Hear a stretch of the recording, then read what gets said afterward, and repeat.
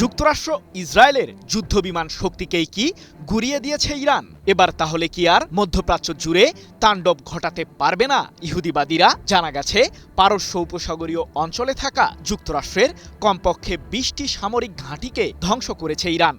সম্প্রতি যুক্তরাষ্ট্রের MQ-9 reaper মডেলের আত্মঘাতী ড্রোনকে ভূপাতিত করার দাবিও করেছে ইরানের সর্বোচ্চ প্রতিরক্ষা বাহিনী IRGC, যাতে তেহরান ব্যবহার করেছে দেশটির নতুন শক্তিশালী এয়ার ডিফেন্স সিস্টেম। তবে কি আকাশ যুদ্ধে ইহুদিবাদীদের পরাজিত করতে সফল হয়েছে ইরান?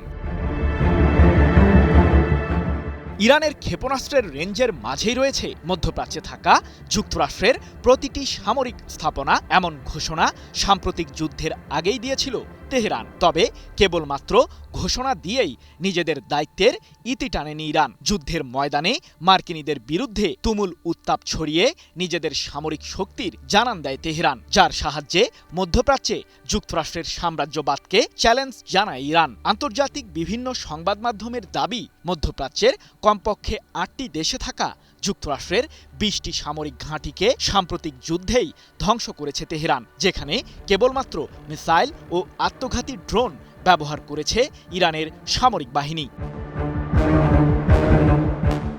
এদিকে সম্প্রতি হরমুজ প্রণালীর কেশম দ্বীপের কাছে যুক্তরাষ্ট্রের MQ-9 মডেলের একটি আত্মঘাতী ড্রোনকে ভূপাতিত করার দাবি করে তেহরান। মার্কিনীদের ওই ড্রোনটিকে ঘায়েল করতে ইরানের সামরিক বাহিনী ব্যবহার করেছে তাদের বহরের নতুন এয়ার ডিফেন্স সিস্টেম আরাশি কামাঙ্গির, যা যুদ্ধের ময়দানে প্রথমবারের মতো ব্যবহার করেছে ইরান। বিশ্লেষকদের দাবি, ইরানের সামরিক স্থাপনাগুলোতে কয়েক মাস ধরে হামলা সত্ত্বেও মার্কিন ও ইসরায়েলি নতুন আক্রমণ প্রতিহত করার সক্ষমতা এখনও রয়েছে তেহরানের।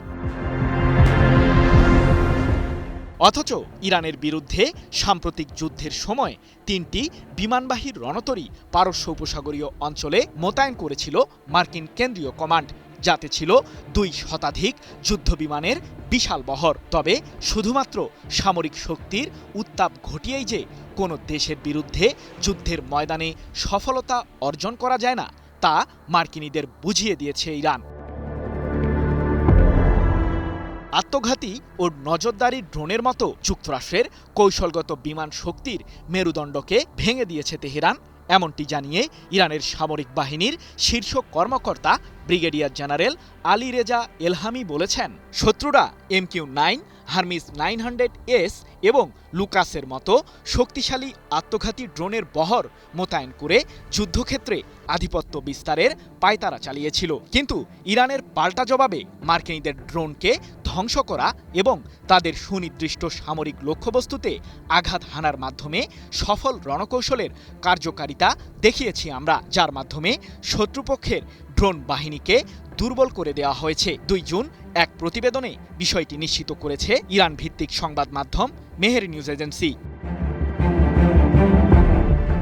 নিজেদের সামরিক শক্তি বৃদ্ধির দিকে ইঙ্গিত করে এলহামি আরও বলেছেন, যুদ্ধের ময়দানে যুক্তরাষ্ট্রের বিরুদ্ধে এই সফলতা ধরে রাখার জন্য রাডার অবকাঠামো ও ইলেকট্রনিক যুদ্ধ সক্ষমতা শক্তিশালী করেই চলবে তেহরান। মার্কিনীদের সাথে যদি চূড়ান্ত যুদ্ধবিরতিও হয়, তবুও আমরা নিজেদের প্রতিরক্ষা শক্তি বাড়িয়েই যাব। আমি ভরসা রাখি হিরন স্মার্ট ওয়াটার পিউরিফায়ারে। সম্প্রতি জানা গেছে ইরান তাদের 18টি ক্ষেপণাস্ত্র ঘাঁটিকে আবারও সচল করেছে। বিশ্লেষকদের ধারণা, এসব সামরিক কেন্দ্রে কমপক্ষে 1000 ব্যালিস্টিক মিসাইলের বিশাল বহর প্রস্তুত রেখেছে ইরান।